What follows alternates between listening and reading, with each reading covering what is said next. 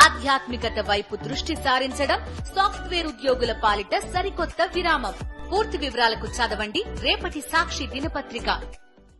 ఈరోజు ఆంధ్ర రాష్ట్ర చరిత్రలో ఇంత దుర్మార్గమైన పాలన, ఇంత అన్యాయమైన పాలన బహుశా ఆంధ్ర రాష్ట్ర చరిత్రలో ఎప్పుడూ కూడా జరిగి ఉండదేమో. నేను అడుగుతా ఉన్నా, ఒకసారి ఆలోచన చేయమని చెప్పి. అసలు ఈరోజు ఒక దళిత మాజీ పార్లమెంటు సభ్యుడు సురేష్ తనను ఏ రోజు అరెస్ట్ చేశారు? ఇదే మనిషి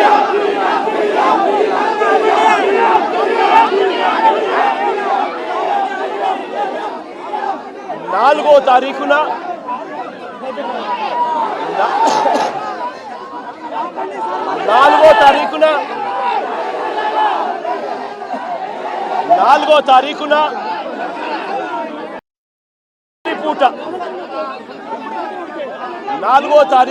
రాత్రి పూట హైదరాబాద్కు వెళ్ళి సురేష్ను ఒక దళితుడిని, సురేష్ను ఒక ఎక్స్ ఎంపీని అరెస్ట్ చేశారు. నేను అడుగుతా ఉన్న, రాష్ట్రం అంతా కూడా వర్షాలతో అతలాకుతలం అవుతా ఉన్న పరిస్థితులు. విజయవాడలో చంద్రబాబు నాయుడు గారి వ్యవహార శైలి వల్ల దాదాపుగా 60 మంది పైచీలకు మనుషులు చనిపోయిన పరిస్థితుల మధ్య చంద్రబాబు నాయుడు గారి ప్రభుత్వం పూర్తిగా కూడా చంద్రబాబు నాయుడు గారి గవర్నమెంట్ అన్ని రకాలుగా ఫెయిల్ అయి మొట్టమొదటిసారిగా 60 మందికి పైగా చనిపోయిన పరిస్థితుల మధ్య విజయవాడ అంతా అతలాకుతలం అవుతా ఉంటే టాపిక్ డైవర్ట్ చేసేందుకు ఒక దళిత ఎంపీని 4వ తారీఖు రాత్రిని అరెస్ట్ చేస్తారు. Vijayawada vice mayor, Vijayawada deputy మేయర్ను అరెస్ట్ చేస్తారు. కేవలం డిప్యూటీ మేయర్ భర్తను అరెస్ట్ చేస్తారు. అది 4వ తారీఖు రాత్రి. ఎందుకనంటే ఇక్కడ చంద్రబాబు నాయుడు గారు పూర్తిగా ఫెయిల్ అయిపోయిన పరిస్థితుల్లో, 60 మంది చనిపోయిన పరిస్థితుల్లో చంద్రబాబు నాయుడు గారి గవర్నెన్స్ ఫెయిలియర్ను దారి మళ్లించేందుకు, డైవర్ట్ చేసేందుకు అరెస్ట్ చేస్తారు. అసలు ఈ కేసుకు సంబంధించి పూర్వాపరాలు చూస్తే, ఈ కేసుకు సంబంధించి 3 సంవత్సరాల పైచిలకు 3-4 సంవత్సరాల కిందట జరిగిన ఈ కార్యక్రమం, ఈ ఘటన 2021 అంటే దాదాపుగా 4-5 సంవత్సరాల కిందట జరిగిన ఘటన. దాదాపుగా 4 సంవత్సరాల కిందట జరిగిన ఘటనలో ఈరోజు టాపిక్ డైవర్ట్ చేసేందుకు 4వ తారీఖు రాత్రిన సురేష్ను, దళిత ఎంపీని, విజయవాడ డిప్యూటీ మేయర్ భర్తను అరెస్ట్ చేస్తారు. నేను అడుగుతా ఉన్నా, సూటిగా నేను ఒక ప్రశ్న అడుగుతా ఉన్నా. ఆ రోజు ఏం జరిగింది? తెలుగుదేశం పార్టీకి సంబంధించిన అఫీషియల్ స్పోక్స్ పర్సన్ పట్టాభి అనే వ్యక్తి ఆ రోజు సిట్టింగ్ ముఖ్యమంత్రిగా ఉన్న అప్పట్లో సిట్టింగ్ ముఖ్యమంత్రిగా ఉన్న వ్యక్తిని బోసుడీకే అని తిట్టాడు. బోసుడీకే అంటే ఏమిటో తెలుసా? తెలుగుదేశం పార్టీ కార్యాలయంలో తెలుగుదేశం పార్టీ అధికార ప్రతినిధి ముఖ్యమంత్రిని ఆ రోజు అన్న మాట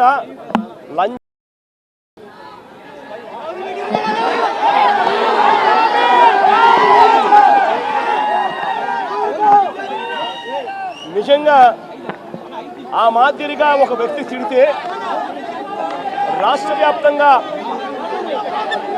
ఆ ముఖ్యమంత్రిని ప్రేమించే వాళ్ళు, వైఎస్ఆర్ కాంగ్రెస్ పార్టీని అభిమానించే వాళ్ళు, రాష్ట్ర వ్యాప్తంగా ఉన్న వాళ్ళందరికీ కూడా కడుపు మండదా? ఎవరైనా చెబితేనే వాళ్ళు వచ్చి చేస్తారా? కడుపు మండిన వాళ్ళు, ఈ అన్యాయాన్ని చూడాలనుకునే వాళ్ళు, చూడకూడదు అని అనుకునే వాళ్ళు కొంతమంది తెలుగుదేశం పార్టీ ఆఫీస్ దగ్గరికి వెళ్ళివైపు నుండి తెలుగుదేశం పార్టీ వాళ్ళు తప్పు చేసిందే కాక ధర్నా చేయడానికి వచ్చిన వాళ్ళ మీద దాడి చేయడానికి కూడా ప్రయత్నం చేశారు. ఆ దాడి జరిగిన పరిస్థితుల్లో, ఆ తోపులాటలో, ఆ తొక్కిసలాటలో తెలుగుదేశం పార్టీ ఆఫీస్ మీద కొద్దో గొప్ప రాళ్ళు పడిండొచ్చు. నేను అడుగుతా ఉన్నా, ఆ జరిగిన ఘటనను ముఖ్యమంత్రిగా నన్ను అన్నా కూడా నేను చంద్రబాబు నాయుడు గారి మీద కక్ష సాధింపు చర్యతో వ్యవహరించాల. రాళ్ళు పడినాయి అని చెప్పి ఎప్పుడైతే తెలిసిందో వెంటనే అటువంటి ఆ ఘటనకు పోయిన వాళ్ళందరినీ కూడా ఎవరెవరు పోయారు అని చెప్పి ఆధారాలు చూసి, అక్కడ ఉన్న సీసీ కెమెరాలో, అక్కడ ఉన్న ఒక్కొక్క సెల్ ఫోన్ లొకేషన్స్, ఇవన్నీ ఆధారాల మేరకు చూసుకొని ఎవరెవరైతే పోయారో వాళ్ళందరినీ కూడా 41A ఇచ్చి వాళ్ళందరినీ కూడా అరెస్ట్ చూపించి కోర్టులో ప్రొడ్యూస్ చేయడం కూడా జరిగింది. ఎందుకంటే 7 ఏళ్ల లోపు ఉన్న కేసు ఇది. శిక్షా కాల పరిమితి 7 ఏళ్ల లోపు ఉన్న శిక్షా కాల పరిమితి ఉన్న కేసు ఇది. కాబట్టి దీంట్లో అరెస్ట్ చేయడం అన్నది it does not serve the purpose. కాబట్టి 41A ఇచ్చి కోర్టుకు హాజరుపరచడం కూడా జరిగింది. మన ఇంత నిబద్ధతతో ఆ రోజు మేము అడుగులు వేసాం. ఇంత నిబద్ధతతో ఆ రోజు నిబద్ధతతో అడుగులు వేసి వాళ్ళందరినీ కూడా హాజరుపరిచి 41A కింద వాళ్ళందరికీ కూడా నోటీసులు ఇచ్చి వాళ్ళందరినీ కూడా కోర్టు ప్రొడ్యూస్ చేశారు. నేను అడుగుతా ఉన్నా, ఈరోజు సురేష్ కానీ, లేకపోతే వీళ్ళు అరెస్ట్ చేసిన డిప్యూటీ మేయర్ హస్బెండ్ కానీ, వీళ్ళల్లో ఏ ఒక్కరైనా కూడా ఆ రోజు కనీసం లొకేషన్లో ఉన్నారా?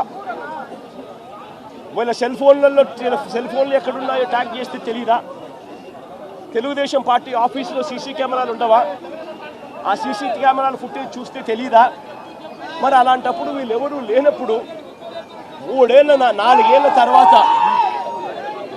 4 ఏళ్ల తర్వాత జరిగిన ఘటనలో మీరు ఇష్టం వచ్చినట్టుగా ఇప్పుడు మళ్ళీ దాన్ని తవ్వి దాంట్లో ఫాల్స్ విట్నెస్లని జోడు చేసి దాంట్లో ఉన్న వాళ్ళందరినీ భయపడిచి ప్రలోభాలు పెట్టి వాళ్ళతో లేనిపోని పేర్లన్నీ రాయిచ్చేసి నీ ఇష్టం వచ్చినట్టుగా నువ్వు అరెస్టులు చేయడం మొదలు పెడతా ఉన్నావు.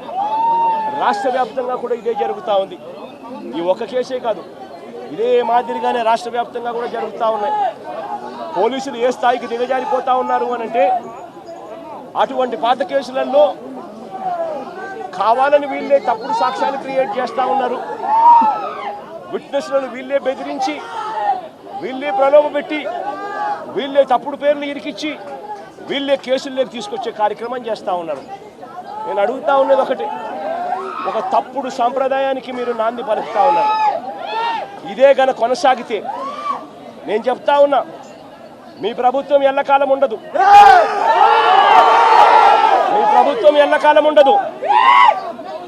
ఒక తప్పుడు సాంప్రదాయానికి మీరు బీజం వేస్తా ఉన్నారు. ఇదే తప్పుడు సాంప్రదాయం ఒక సునామీ అవుతుంది. రేపొద్దున మీ నాయకులందరికీ కూడా ఇదే గతి పడుతుంది. ఇదే జైల్లోనే మీరంతా కూడా ఉంటారు. ఇది కూడా గమనించుకోండి అని చెప్తా ఉన్నా. ఒక తప్పుడు సాంప్రదాయానికి మీరు నాంది పలుకుతా ఉన్నారు. ఒక తప్పుడు పద్ధతికి మీరు నాంది పలుకుతా ఉన్నారు.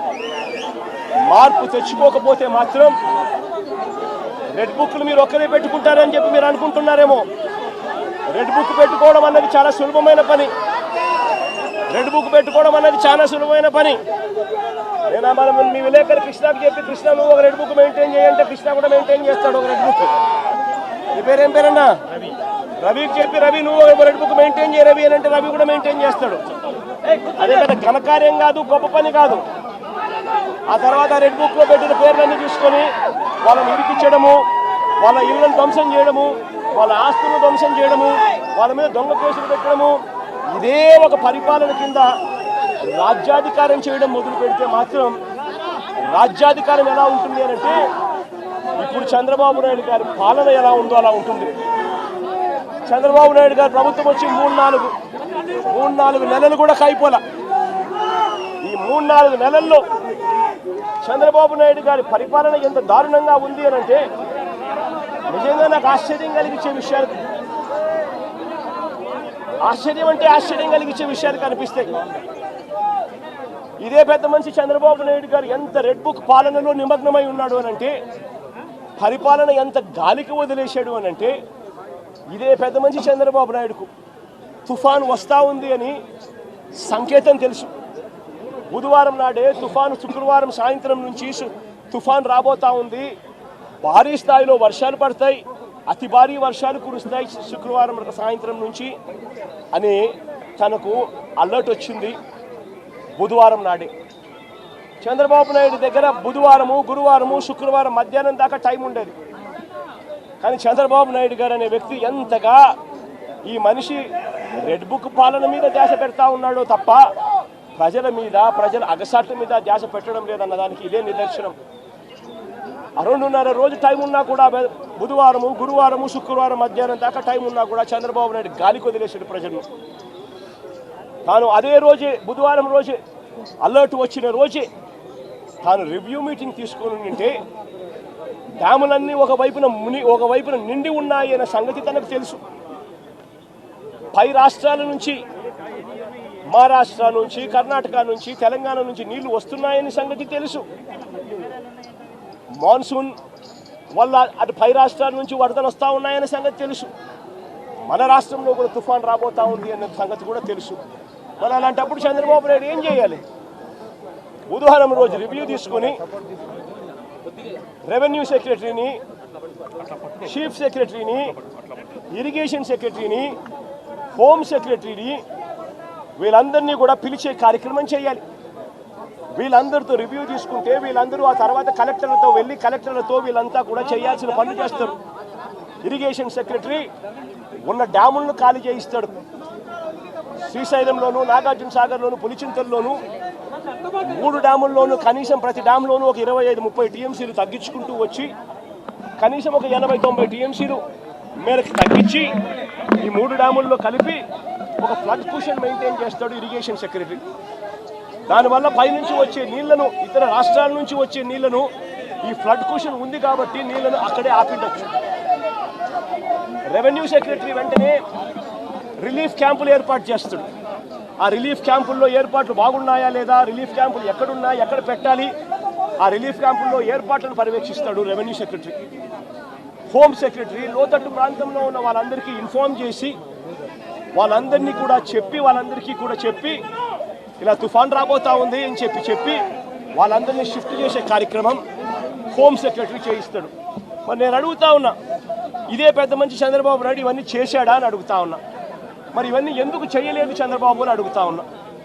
ఇవన్నీ చేయకపోవడం వల్ల, ఫ్లడ్ కుషన్ ఏర్పాటు చేయకపోవడం వల్ల ఆ నీళ్లు పై నుంచి వచ్చే నీళ్లు, కింద పులిచింతల కింద దిగువన వచ్చే నీళ్లు, ఈ 2 నీళ్లు కలిసి ఒక ప్రళయంగా ఏర్పడి చివరికి బుడమేరును కూడా, కృష్ణానదికి పోవాల్సిన బుడమేరును కూడా తన ఇంటిని రక్షించుకునేందుకు బుడమేరులో కూడా అర్ధరాత్రి దాటిన తర్వాత ప్రజలకు నోటీస్ ఇవ్వకుండా, ప్రజలకు సమాచారం ఇవ్వకుండా బుడమేరులో గేట్లను కూడా ఎత్తేసి విజయవాడలోకి నీళ్ళు పూర్తిగా పంపించడం జరిగింది. నేను అడుగుతా ఉన్నా, చంద్రబాబు నాయుడు చేసిన ఈ దుశ్చర్యకు, చంద్రబాబు నాయుడు చేసిన ఈ తప్పుడు పనికి ఏకంగా 60 మంది పైచిలకు చనిపోయినారు. ఇంకా ఎక్కువ మంది చనిపోయి ఉండొచ్చు.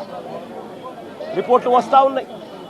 ఈ 60 మంది ఇంతకుముందు ఎప్పుడైనా తుఫాను వచ్చినప్పుడు 60 మంది చనిపోయిన ఘటన ఎప్పుడన్నా మనం చూసామా? 60 మంది ఏకంగా పైన మనుషులు చనిపోతే ఇది చంద్రబాబు నాయుడు చేసిన తప్పిదం కాదా? చంద్రబాబు నాయుడు మీద కేసు చంద్రబాబు నాయుడు గారి మీద నెగ్లిజెన్స్ కేసు అనేది ఎందుకు నమోదు చేయకూడదు అని అడుగుతా ఉన్నా. చంద్రబాబు నాయుడు గారు అనే వ్యక్తి వల్ల 60 మంది చనిపోయిన తర్వాత ఆ వ్యక్తి రివ్యూ తీసుకోకపోవడం వల్ల, ఆ వ్యక్తి చెప్పాల్సిన ఆదేశాలు చెప్పకపోవడం వల్ల, ప్రజలకు ఇవ్వాల్సిన ఇన్ఫర్మేషన్ ఇవ్వకపోవడం వల్ల, ప్రజలను అలర్ట్ చేయాల్సిన కార్యక్రమం చేయకపోవడం వల్ల పైన ఫ్లడ్ కుషన్ పెట్టకపోవడం వల్ల, రిలీఫ్ క్యాంపులు ఏర్పాటు చేయకపోవడం వల్ల ఏకంగా 60 మంది పైచిలుకు చనిపోయారు. కొన్ని లక్షల మంది ఈరోజు అగసాట్లు పడతా ఉన్నారు. ఇంతకన్నా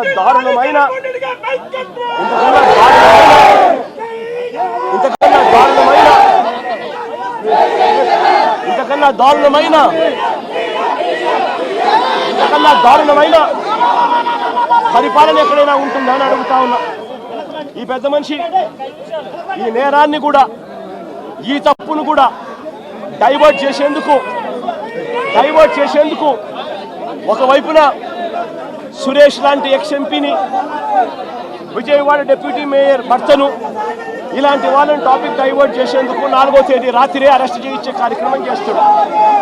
అంతటితో ఆగిపోకుండా ఇదే పెద్ద మనిషి ఓట్ల గురించి మాట్లాడతాడు. నిజంగా నాకు ఆశ్చర్యం అనిపిస్తుంది ఆ ఓట్ల గురించి మాట్లాడుతూ ఉన్నప్పుడు. ఈ ఓట్లన్నీ కూడా ఎవరు ఏని అడుగుతా ఉన్నా, ఈ ఓట్లకన్నిటికీ కూడా ఎవరి హయాంలో పర్మిషన్ వచ్చింది అని అడుగుతా ఉన్నా. ఈ ఓట్లన్నీ కూడా ఎవరి ప్రభుత్వం వచ్చిన తర్వాత 3-4 నెలల కిందట ప్రభుత్వం చంద్రబాబు నాయుడు గారిది వస్తే ఆ విజయోత్సవాలు చేసిన ర్యాలీలో ఈ బోట్లు వీళ్ళు లేరా అని అడుగుతా ఉన్నా. ఈ బోట్లలో ఉన్న వ్యక్తులు, ఈ బోట్లు గత 4 నెలలుగా చంద్రబాబు నాయుడు గారితో కలిసి ఇసుక దోపిడీలో చంద్రబాబు నాయుడు గారితో కలిసి ఈ బోట్ల ఓనర్లు వీళ్ళందరూ కూడా భాగస్వాములు అయినారు. భాగస్వాములు కావడమే కాకుండా చంద్రబాబు నాయుడు గారు గెలిచినప్పుడు ఈ బోట్లతో విజయోత్సవాలు చేసుకున్నారు. ఇదే బోట్ల ఓనర్లు, ఇదే బోట్లకు పర్మిషన్ ఇచ్చింది ఎవరు? చంద్రబాబు నాయుడు గారి హయాంలో. ఎవరు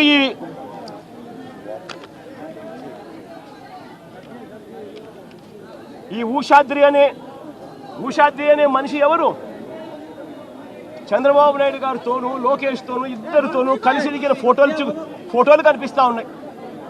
తెలుగుదేశం పార్టీలో క్రియాశీలకంగా వ్యవహరించిన పరిస్థితులు కనపడతా ఉన్నాయి. రామ్మోహన్ అనే మనిషి ఎవరు? ఆయన టీడీపీ ఎన్ఆర్ఐ నేత జయరాం అనే వ్యక్తి సోదరుడి కుమారుడి కాదా అని అడుగుతా ఉన్నా. టీడీపీ హయాంలోనే ఈ బోట్లకు అనుమతులన్నీ ఇచ్చారు. వీరు గెలిచాక విజయోత్సవ ర్యాలీలో కూడా వీళ్ళు పార్టిసిపేట్ చేశారు. తెలుగుదేశం పార్టీకి చెందిన ఆలూరు చిన్న అనే వ్యక్తి ఎవరు?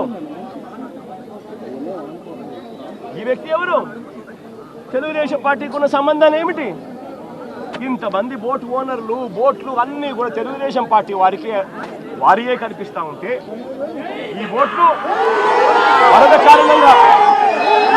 వరద కారణంగా ఈ బోట్లన్నీ కూడా ప్రకాశం బ్యారేజ్కు కొట్టుకొని వస్తే ఆ కొట్టుకొని వచ్చిన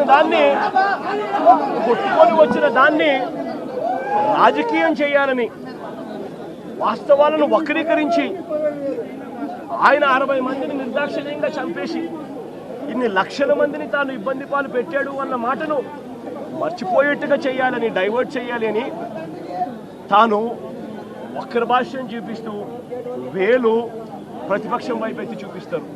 నేను అడుగుతా ఉన్న చంద్రబాబును, అయ్యా దాదాపుగా మీ ప్రభుత్వం వచ్చి 3-4 నెలలు అవుతా ఉందయ్యా. 3-4 నెలల నుంచి మీ ప్రభుత్వం ఉంది. 3-4 నెలల నుంచి ఉన్న మీ ప్రభుత్వంలో ఏదైనా జరిగితే ఓనర్షిప్ తీసుకోవాల్సింది మీరు, ప్రజలకు క్షమాపణ చెప్పాల్సింది మీరు, ప్రజలకు తోడుగా నిలబడాల్సింది మీరు. అలాంటిది మీరు వక్ర భాష్యం చూపిస్తూ నేరాన్ని ఇంకొకరి మీద నెట్టి చూపించాలి అని చెప్పి మీ దుర్మార్గపు బుద్ధి నిజంగా ఎంతటి దారుణంగా ఉంది అని చెప్పడానికి ఇది కూడా ఒక నిదర్శనం. నిజంగా ఇదే పెద్ద మనిషి చంద్రబాబు నాయుడు గారు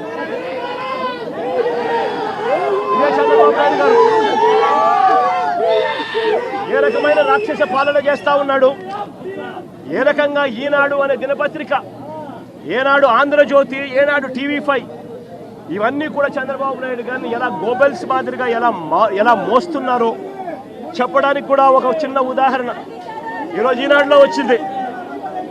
ఏమొచ్చింది? రెయిన్ గేజ్ మీటర్లు చెడిపోయాయంట. రెయిన్ గేజ్ మీటర్లు చెడిపోయాయి ఈనాడులో ఈరోజు కింద పాటలో ఫ్రంట్ పేజ్లో స్టోరీ. కాబట్టి చంద్రబాబు నాయుడు గారికి వర్షం ఎంత పడుతుందో తెలియడం లేదంట. ఇది మా ప్రభుత్వంలో చెడిపోయాయని చెప్పి చంద్రబాబు నాయుడు వచ్చినాక ఇప్పుడు మరమ్మతులు పూర్తి చేయిస్తున్నారంట. ఇప్పుడు నిజంగా ఎంత దుర్మార్గంగా మారాస్తున్నారనంటే వీళ్ళు మనుషులేనా అని అడుగుతా ఉన్నాను నేను ఈ సందర్భంగా. అయ్యా, రాష్ట్రంలో పాత విధానంలో ఉండే రెయిన్ గేజ్ మీటర్లు ఎప్పుడూ అవుట్డేటెడ్ అయిపోయాయి. వాటి స్థానంలో ఆటోమేటిక్ సెన్సార్ వ్యవస్థలు, automated weather stations, 1599 weather stations, automated weather stations రాష్ట్రంలో అందుబాటులో ఉన్నాయి. 2014 నుంచి కూడా అందుబాటులో ఉన్నాయి. వాటిని ఇంకా మేము బలపరుస్తూ మా హయాంలో మరో 450 ఆటోమేటెడ్ వెదర్ స్టేషన్స్ మేము ఇంకా ఫర్దర్గా స్ట్రెంథన్ చేస్తూ ఏర్పాటు కూడా చేశాం. ఇవన్నీ ఉన్నాయి కాబట్టే చంద్రబాబు నాయుడు గారు ఆ రోజు వరదలు వచ్చినప్పుడు పక్కన జీకొండూరులో 42 సెంటీమీటర్లు, పక్కన ఇక్కడ విజయవాడ సెంటర్లో 30 సెంటీమీటర్లు అని ఈ డేటా అంతా మీరు ఎలా చెప్పగలిగినారు? ఇవన్నీ ఉన్నాయి కాబట్టే చెప్పగలిగినారు. ఇవన్నీ ఉన్నాయి కాబట్టే రైతులకు ఇన్సూరెన్స్ వస్తూ ఉంది. ఇవన్నీ ఉన్నాయి కాబట్టే ఈ క్రాపింగ్ జరుగుతూ ఉంది. ఇవన్నీ ఉన్నాయి కాబట్టే అన్నీ జరుగుతూ ఉన్నాయి. కానీ మీరేం చేస్తూ ఉన్నారు? మళ్ళీ టాపిక్ డైవర్ట్ చేసేందుకు చంద్రబాబు నాయుడు గారు 60 మందిని చంపినారు అన్న పాపాన్ని పక్కకు డైవర్ట్ చేసేందుకు, ఇన్ని లక్షల మంది అవస్థలు పడుతున్నారు అన్న టాపిక్ను డైవర్ట్ చేసేందుకు మళ్ళీ డైవర్షన్లో భాగంగా వెదర్ మీటర్లు అంట ఉండే పాత విధానంలో ఉండే రెయిన్ గేజ్ మీటర్లు చెడిపోయాయట, మా హయాంలోనే చెడిపోయాయట, మేము పట్టించుకోలేదట. ఇప్పుడు చంద్రబాబు నాయుడు ఇప్పుడు కనుక్కున్నాడట, ఇప్పుడు రిపేర్ చేయిస్తున్నాడు. నిజంగా సిగ్గుండాలి రామోజీరావు ఈనాడు దినపత్రికకు రాయడానికి. ఇంతగా ఈనాడు, ఆంధ్రజ్యోతి, TV5, చంద్రబాబు నాయుడు ఇంతమంది కలిసి ఒక అబద్ధాన్ని నిజం చేయడం కోసం ఇంతగా తాపత్రయపడతా ఉన్నారంటే అసలు వీళ్ళు మనుషులేనా అని చెప్పి ప్రతి ఒక్కరూ కూడా ఆలోచన చేయాలని చెప్పి కోరుతా ఉన్నా.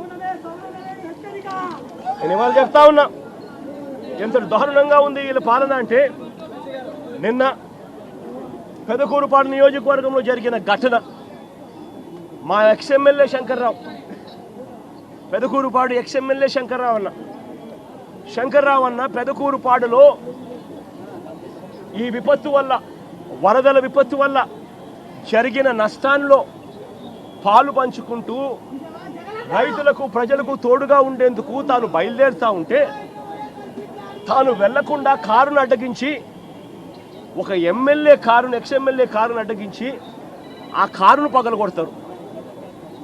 తాను వరద బాధితులను చూడకూడదట, వరద ప్రాంతాన్ని తాను పరామర్శించకూడదట.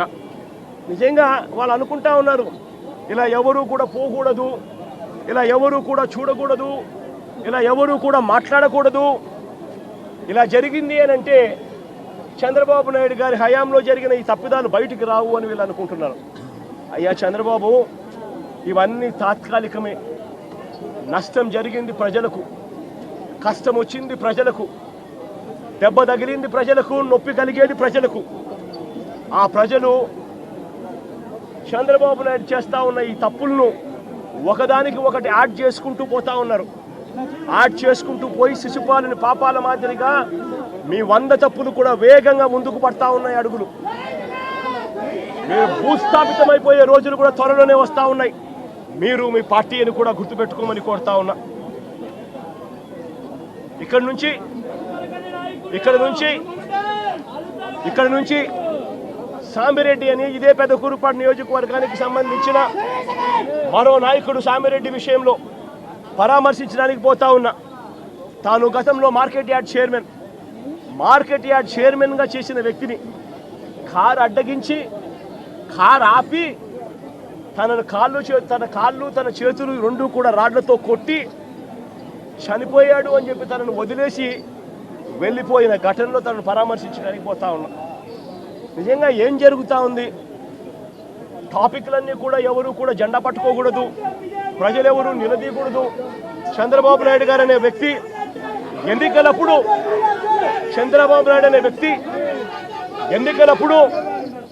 ఎన్నికలప్పుడు సూపర్ 6 అంటూ సూపర్ 7 అంటూ ఎన్నికలప్పుడు చంద్రబాబు నాయుడు గారు తప్పుడు అబద్ధాలు చెప్పాడు.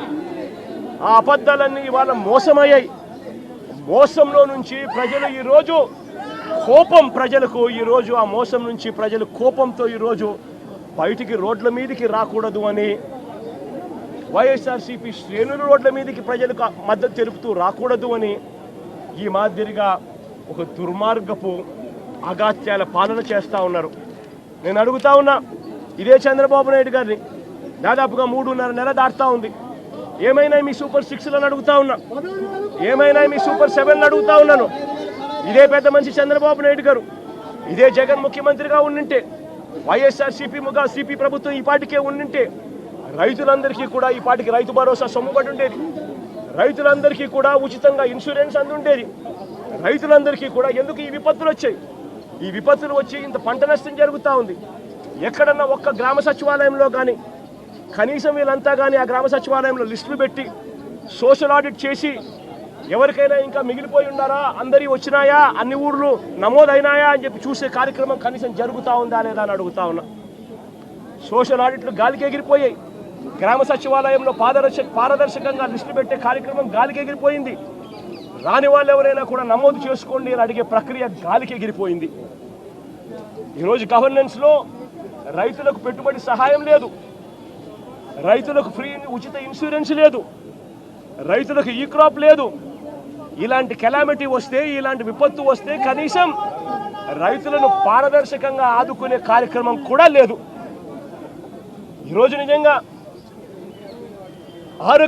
ఆరోగ్యశ్రీ పరిస్థితి చూస్తే జనవరి నుంచి మామూలుగా జనవరిలో ఏదైనా హాస్పిటల్స్ బిల్స్ వస్తే ఫిబ్రవరిలో ఆరోగ్యశ్రీ ట్రస్ట్ ప్రాసెస్ చేసి మార్చిలో బిల్స్ ఇస్తారు. మార్చి 16న కోడ్ వచ్చింది. ఇక అంతే. జనవరి నుంచి ఇప్పటిదాకా 2,000 కోట్లు పైచిరుకు దాటాయి Aarogyasri network bill hospitals bill. ఇంతవరకు ఇచ్చిన పాపాన పోల. ఆరోగ్య ఆసరా అటకెక్కిచ్చేశారు. 104, 108 మన ఎంప్లాయీస్కి సంబంధించి మొన్న అడుగుతూ ఉంటే, సార్ ఈ ప్రభుత్వం వచ్చిన తర్వాత మాకు జీతాలు లేదు సార్ అని చెప్తా ఉన్నారు. ఈరోజు మెడికల్ కాలేజీలు 17 కొత్త మెడికల్ కాలేజీలు వైఎస్ఆర్సీపీ ప్రభుత్వం కట్టడం మొదలుపెట్టి అందులో 5 అప్పటికే పూర్తి చేసేసి ఆ 5 కాలేజీల్లో సీట్లు కూడా తెచ్చుకొని మిగిలిన ఇంకొక 5 కాలేజీలకు కూడా ఇప్పుడు సీట్లు తెచ్చుకునే దానికోసం అన్ని వసతులు క్రియేట్ చేసి పెడితే చంద్రబాబు నాయుడు ఏం చేస్తూ ఉన్నాడు? డబ్బుల కోసం మెడికల్ కాలేజీలు స్కాముల కింద మార్చేసి తనకు కావాల్సిన వాళ్ళ కోసం మెడికల్ కాలేజీలు అమ్మేసే కార్యక్రమం చేస్తూ ఉన్నాడు. 0 వేకెన్సీ పాలసీ తీసుకొచ్చి ప్రతి మెడికల్ కాలేజీలోనూ ప్రతి గవర్నమెంట్ హాస్పిటల్లోనూ ఉండాల్సిన డాక్టర్లు ఉండేట్టుగా, ఉండాల్సిన నర్సులు ఉండేట్టుగా 0 వేకెన్సీ పాలసీ మేము తీసుకొని వస్తే ఈరోజు మళ్ళీ హాస్పిటళ్లలో మందుల కొరత, హాస్పిటళ్లలో నాడు నేడు ఆగిపోయింది, హాస్పిటళ్లలో డాక్టర్ల కొరత, హాస్పిటళ్లలో నర్సుల కొరత, ఆరోగ్యశ్రీ బిల్లులు ఇచ్చే కార్యక్రమం లేదు. ఈరోజు పిల్లలకు సంబంధించి జనవరి నుంచి ఫిబ్రవరి మార్చికి సంబంధించిన క్వార్టర్కు సంబంధించిన విద్యా దీవెన సొమ్ము మామూలుగా మేలో ఇవ్వాలి. తన ప్రభుత్వం వచ్చింది జూన్లో వెంటనే అది ఇచ్చేయాలి. ఇంతకుముందు కోడ్ అనుకుంటే కోడ్ తర్వాత వచ్చిన తర్వాత ఇవ్వాలి. ఈరోజు జనవరి ఫిబ్రవరి మార్చికి సంబంధించిన క్వార్టర్ పెండింగ్, ఏప్రిల్ మే జూన్కు సంబంధించిన quarter pending, July August September కూడా క్వార్టర్కు సంబంధించి 3 క్వార్టర్లకు సంబంధించిన విద్యా దీవెన సొమ్ము పెండింగ్. అదే వైఎస్ఆర్సీపీ ప్రభుత్వం ఉన్నప్పుడు, మా ప్రభుత్వం ఉన్నప్పుడు ప్రతి 3 నెలలకు ఒకసారి, 3 నెలలు అయిపోయిన వెంటనే విద్యా దీవెన సొమ్ము ప్రతి అమ్మ ఖాతాలోనూ, ఆ పిల్లాడి ఖాతాలోనూ, ఆ పాప ఖాతాల్లోనూ, 2 జాయింట్ అకౌంట్లలో నేరుగా పడిపోయింది. ఈరోజు విద్యా దీవెన 3 క్వార్టర్లకు సంబంధించి బిల్స్ పెండింగ్ ఉన్నా పట్టించుకునే నాతుడు లేడు. వసతి దీవెన ఇవ్వాల్సింది ఇవ్వకుండా అది కూడా ఎగరగొట్టడంలో వైఎస్ఆర్సీపీ ప్రభుత్వం. అమ్మఒడి గాలికి ఎదిలేశారు. గోరుముద్దలో రోజుకొక మెనూ పెడుతూ పిల్లలను అల్లారు ముద్దుగా చూసుకుంటా ఉన్న వాళ్ళ మేనమావ ప్రభుత్వం వైఎస్ఆర్సీపీ ప్రభుత్వం అయితే, ఈరోజు చంద్రబాబు నాయుడు గారి ప్రభుత్వంలో పిల్లలు ఇవాళ తిండి తినలేక పిల్లలు ధర్నాలు చేస్తూ హాస్పిటల్లోకి ఇవాళ చేరుతా ఉన్న పరిస్థితులు ఈరోజు కనిపిస్తూ ఉన్నాయి. బడులలో ఇంగ్లీష్ మీడియం గాలి కొదిలేశారు. టోఫుల్ అన్నది 3వ తరగతి నుంచి ఒక పీరియడ్గా పిల్లలకు పెడుతూ ఇంగ్లీష్లో తర్ఫీదిచ్చే కార్యక్రమం వైఎస్ఆర్సీపీ ప్రభుత్వం చేస్తూ ఉంటే ఈరోజు టోఫుల్ క్లాసులను పూర్తిగా ఎత్తేసినారు. నిజంగా నేను ఆశ్చర్యం కలుగుతూ ఉంది. గవర్నెన్స్ విషయంలో అదే వైఎస్ఆర్సీపీ ప్రభుత్వం ఉన్నప్పుడు, అదే వాళ్ళ జగనన్న ప్రభుత్వం ఉన్నప్పుడు, ఆ పేదల జగనన్న ప్రభుత్వం ఉన్నప్పుడు ప్రతి పథకము డోర్ డెలివరీ జరిగేది, పెన్షన్ ఇంటికే వచ్చేది, రేషన్ ఇంటికే వచ్చేది. ఈరోజు పెన్షన్ గాలి కొదిలేసినారు. జన్మభూమి కమిటీల చుట్టూ తిరగాల్సి వస్తూ ఉంది. ఈరోజు రేషన్ అన్నది ఇంటికి రావడం అన్నది కథ దేవుడెరుగు, వస్తే చాలన్నట్టుగా తయారైపోయింది. ఇంటి వద్దకే వచ్చే వాలంటీర్ల వ్యవస్థ కుప్పకూలిపోయింది. వాలంటీర్లను మోసం చేసినారు. సచివాలయ సిబ్బందిని కూడా ఇష్టం వచ్చినట్టుగా వాళ్ళను అక్కడికి ఇక్కడికి సచివాలయ వ్యవస్థను నిర్వీర్యం చేసేందుకు అక్కడికి ఇక్కడికి ట్రాన్స్ఫర్ ఆర్డర్లతో చేసేసి సచివాలయ వ్యవస్థను కూడా కుప్పకూల్చారు. గవర్నెన్స్ లేదు, డోర్ డెలివరీ లేదు, స్కూళ్ళు బాగలేవు, స్కూల్ పిల్లలకు ఇచ్చాల్సిన విద్యా దీవెన, వసతి దీవెన, అమ్మఒడి ఇవన్నీ కూడా ఆగిపోయాయి. హాస్పిటల్స్ బాగలేవు, రైతుల పరిస్థితి బాగలేదు. ఇక సూపర్ 6, సూపర్ 7 గురించి మాట్లాడాల్సి వస్తే వాటి గురించి ఏమైనా చంద్రబాబు అని అంటే ఇదే పెద్ద మనిషి చంద్రబాబు నాయుడు నోట్లో నుంచి వచ్చే మాటలు ఏమిటి? సూపర్ 6 అంటే ఏమిటి నాకు గుర్తులేదే. సూపర్ 6 సూపర్ 7 ఇవా రాష్ట్రంలో అని ఇవ్వాలంటా ఉన్నారు. ఇవాళ నిజంగా ఇదే పెద్ద మనిషి చంద్రబాబు నాయుడు అడుగుతాను, ఎన్నికలప్పుడు ఈ పెద్ద మనిషి చంద్రబాబు నాయుడు గారు అన్న మాటలు ఏమిటి? ఎన్నికలప్పుడు ఈ పెద్ద మనిషి చంద్రబాబు నాయుడు గారు ప్రతి ఎమ్మెల్యే అభ్యర్థిని ఇంటికి పంపించి డోర్ టు డోర్ క్యాంపెయిన్ చేస్తూ అన్న మాటలు ఏమిటి? పిల్లాడు కనపడితే చాలు, నీకు 15,000, నీకు 15,000, నీకు 15,000, నీకు 15,000 సంతోషం.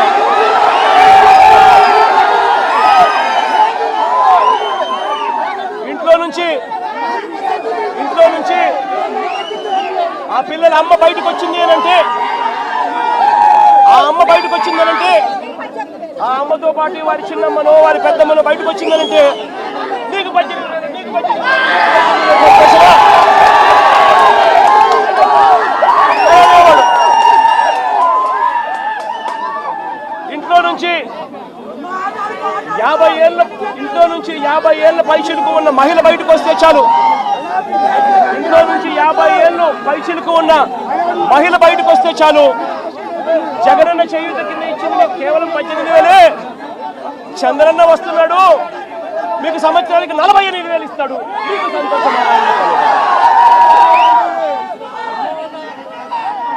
ఇదే పెద్ద చంద్రబాబు నాయుడు ఇంట్లో నుంచి ఒక 20 ఏళ్ళ పిల్లాడు బయటకు వస్తే చాలు, చంద్రన్న వస్తున్నాడు, నీకు నెలకు 3,000 సంతోషమా నీకు అని అనేవాడు. ఇంట్లో నుంచి కండువా వేసుకొని రైతు బయటకు వస్తే నీకు 20,000 సంతోషమా?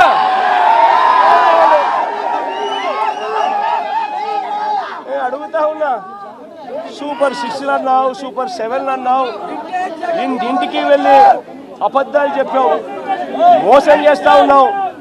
మోసంలో నుంచి కోపం పుడతా ఉంది.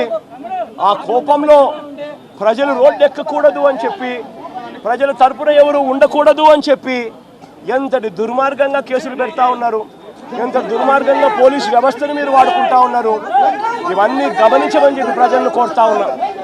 చంద్రబాబు నాయుడు గారికి ఇప్పటికైనా గట్టిగా చెప్తా ఉన్నా, అయ్యా చంద్రబాబు నాయుడు గారు చేసిన తప్పులు ఒప్పుకోండి, ప్రజలను క్షమాపణ అడగండి, అడిగి ప్రజలకు చేతనైన మంచి చేసే కార్యక్రమం చేయమని అడుగుతా ఉన్నా. ఇలా చేయకపోతే మీ పుట్టగతులు ఉండవు, వేగంగా మీ పాపాలన్నీ పండుతా ఉన్నాయి. శిశుపాలను పాపాల మాదిరిగా మీ పాపాలు చాలా వేగంగా పండుతా ఉన్నాయి. మీ ప్రభుత్వం నెక్స్ట్ ఎలక్షన్లలో సింగిల్ డిజిట్లు కూడా రాని పరిస్థితిలోకి మీ ప్రభుత్వం పోతుంది అన్నది కూడా ఇదే సందర్భంగా తెలియజేస్తా ఉన్నాను.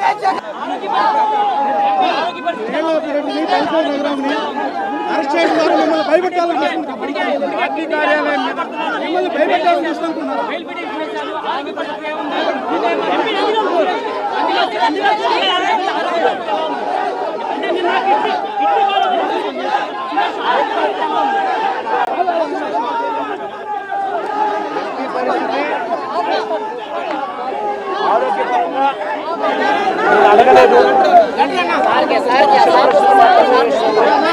నన్ను చూస్తాను. ఆయన ఏడ్చాడు, ధైర్యంగా ఉండు అని చెప్పినాను. తన భార్య కూడా నాతో పాటు వచ్చింది కాబట్టి ఆ తర్వాత టాపిక్ పిల్లల చదువులు, ధైర్యంగా ఎదుర్కోవాల్సిన సమస్యల మీద దాని మీద మాట్లాడటమే జరిగింది. కానీ నాకు ఇది కట్టలేదు. ఈ ఘటనలో ఉన్న మిగిలిన ముగ్గురు కూడా అరెస్ట్ చేస్తాం, దీని వెనక జగన్ ఉంటే విచారణ సిద్ధమా అంటున్నారు. వాళ్ళు ఏమైనా చేసుకోవచ్చు, రాక్షస పాలన జరుగుతూ ఉంది. వాళ్ళు ఏం చేసినా పైన దేవుడు ఉన్నాడు, దేవుడే మొట్టికాయలు వేస్తాడు.